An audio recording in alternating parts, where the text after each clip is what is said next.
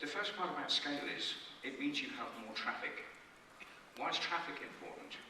Traffic is fundamentally the lifeblood of how many tests you can run concurrently. The more tests that you can run concurrently, if you have the same hit rate or the same win rate, basically means you can create better experiences. Better experiences for your customers, better experiences for your partners. And with those better experiences, obviously we hope we get more repeat business. That in turn helps our bottom line, which means we can invest in more traffic. So at its most basic level, our business model is comprised of trying to create that largest, single platform. And to give you some ideas of the kinds of things that we think about from a product design perspective, I thought I'd tease you with this graph here. If you look at the number of people in the US who have a driving license, so on the top yellow line is people who have driving license age 2024, 16 to 19, considerably lower, and you'll see since 1983, coming to 2011, there's a sharp decline. Well, that feels kind of odd. I mean, one of the things you could believe is that US public infrastructure, transport infrastructure, has magically improved over the same time period. I think most of us would probably think that that's not true. But when you consider the US, and obviously it's such a large landmass, and you think of where people live, actually having access to a car was fundamentally how people connected together. But what you actually see today is that people are spending a lot less time connecting physically and a lot more time connecting electronically, either using WhatsApp or lots of other different messaging services or Facebook and so on and so forth.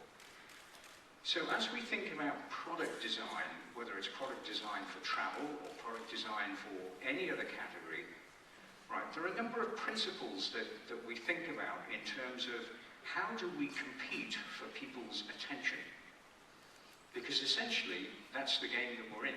We're trying to compete for other people's attention with our products so that when they think about buying travel, they're going to come to us.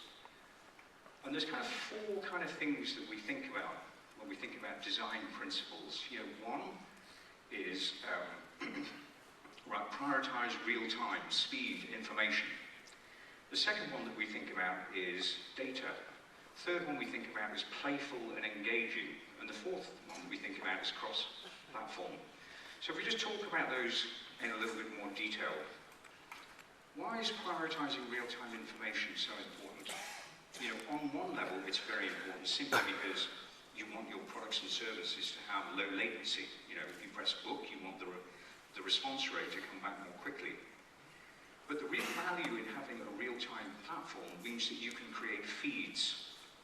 You can create streams of information. You can create feeds. And feeds are incredibly important for a number of reasons. You could imagine a hotelier who owns an independent hotel in Italy, and what he's really interested in is finding out, well, what are the other rates that my competitor hotels in Rome are offering? Being able to deliver that kind of information in real time to hoteliers is incredibly important and helps them manage their business. Equally, if the hotelier sees that there's a particular opportunity to offer a promotion, knowing that the platform is real time and he can create the promotion and send it out through that incredibly broad demand network, and 15 minutes later it will be live, is incredibly important. From a consumer perspective, the point that you actually get into your hotel room after you've checked in, if you're asked if you'd like to give a quick real-time review about your experience, no more than 3 or 4 questions, happy face or sad face, that information can be streamed back to the front desk. And the front desk can look at that and say, well, actually, Mr. Jones or Mrs. Jones is having a problem, we can do something about it.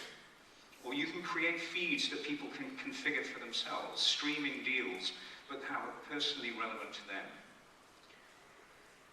The second point that I would say in this sort of loosely connected four would be playful and engaging experience. And probably the simplest example I can give is, you all recall when the iPhone first came out.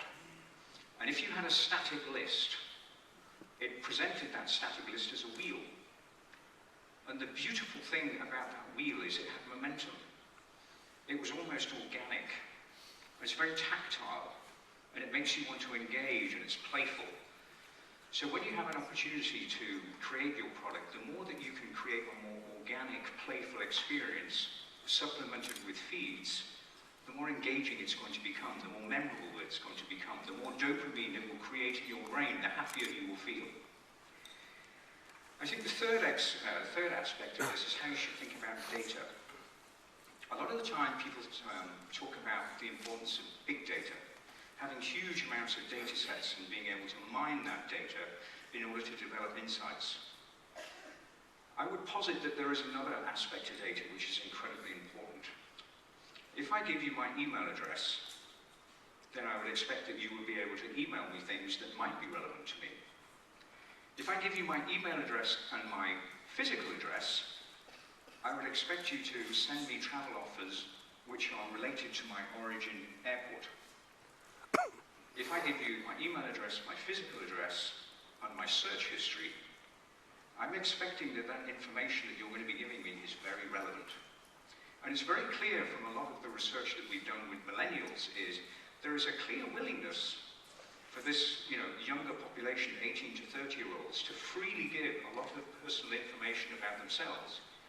But there is an equal and corresponding thought that this information should be returned back to you in something that's very valuable, something with recommendations. So it's that concept of making sure that there's a sort of yin-yang approach to data. The last one, which is actually again comes out of some recent research that we've shown, is actually very interesting in how people think about devices. I mean, we're all clearly very familiar with how desktop has morphed into tablet, morphed into phone, morphed into watch.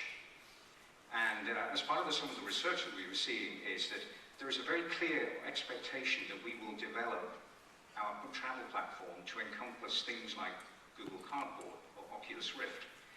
And indeed, the kinds of services that people are looking for us to provide, it's not just pictures and videos of a destination. They actually want to have a 3D experience where they can look at the barrier reef and they can look around and they can see what that experience would be like and use that as part of the information gathering that they would have during the research phase. And of course, you're all very familiar that cross-platform behavior is quite interesting.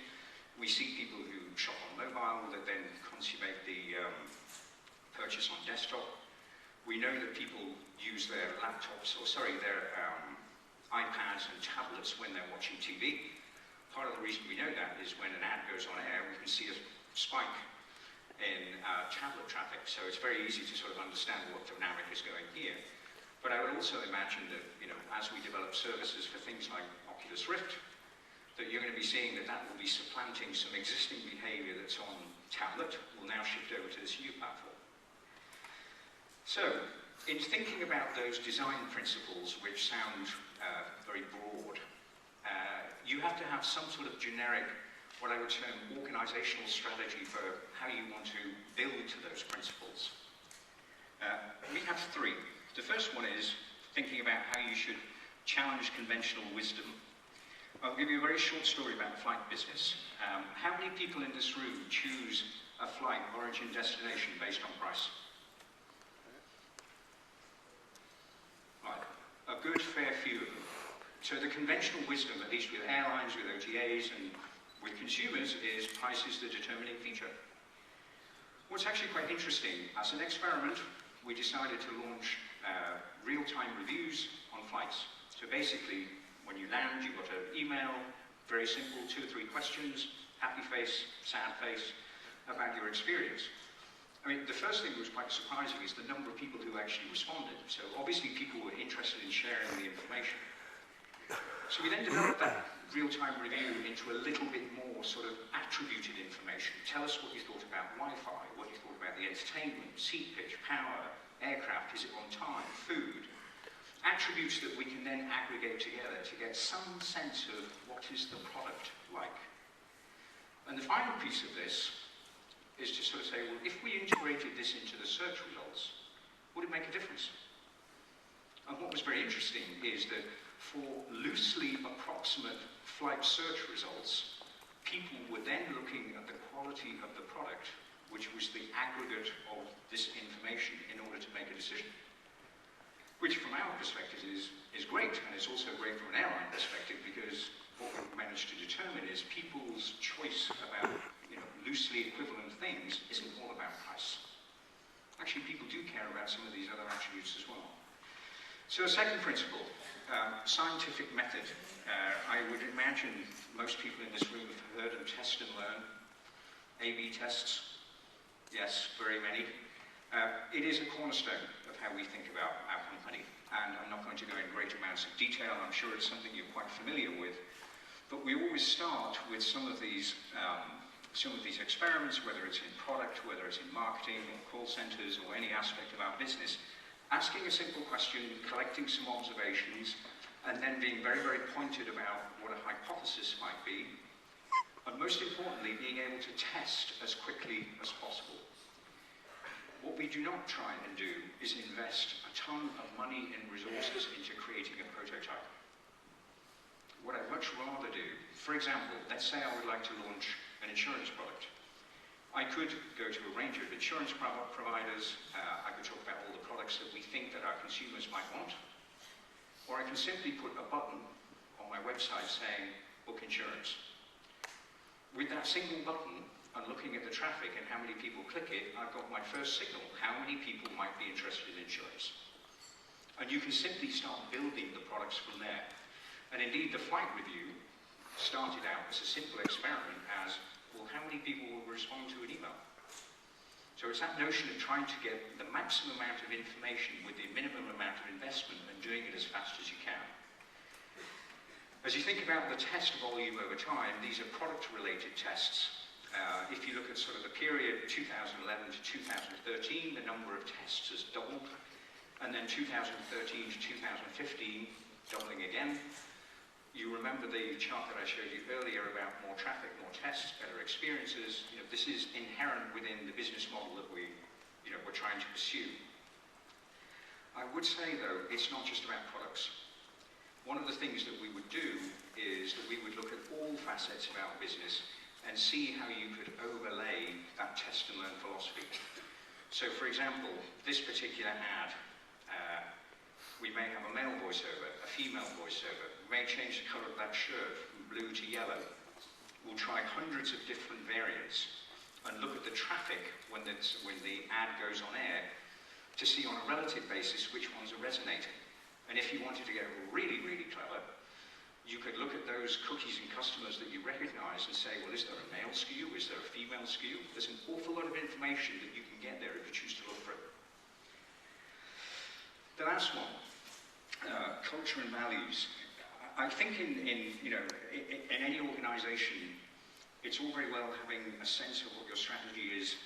We'd like to design to this, we use a scientific method. But there's another aspect, which is how, are there organizational implications if you want to adopt this strategy?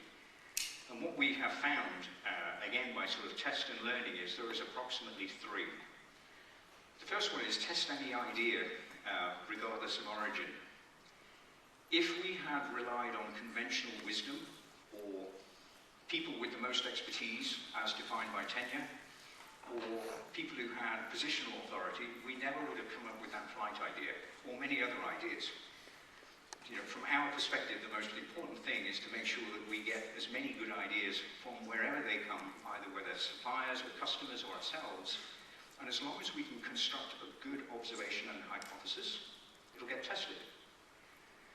I think the second one is a slightly different approach to management.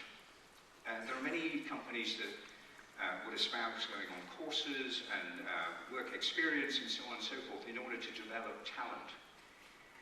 And in somewhat the same sort of theory as we thought about test and learn winners, we came up with very, very simple. Wouldn't it be great if all of our leaders just committed to being a tiny bit better every day?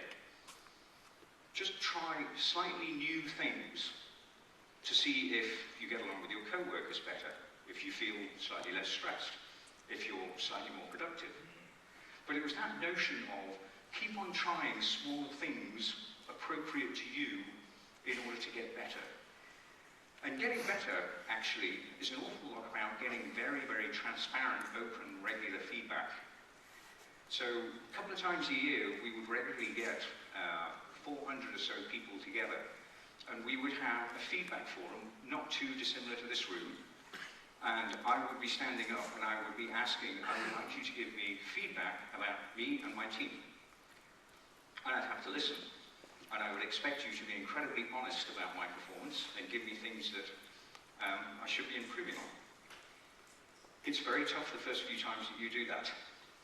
But once you actually get into the rhythm of doing that, it provides you all of the data that you need in order to become a little bit better every day. So, again, these are things that we've embraced, and like everything, we'll keep on innovating a little bit and see what serves us better as we go into the future. I wanted just to part with one sort of final theme. I mean, all of us in the room are very, I believe, extremely fortunate to be in the travel business. It is a wonderful technology business. It creates delight for so many billions of people across the world. Anyway, I wanted to leave you with a final video which sort of displays some of the things that we can do with travel, even with those people who can't travel. But what it does show is how the magic of technology can somehow give people that magical experience. So I leave you with this video.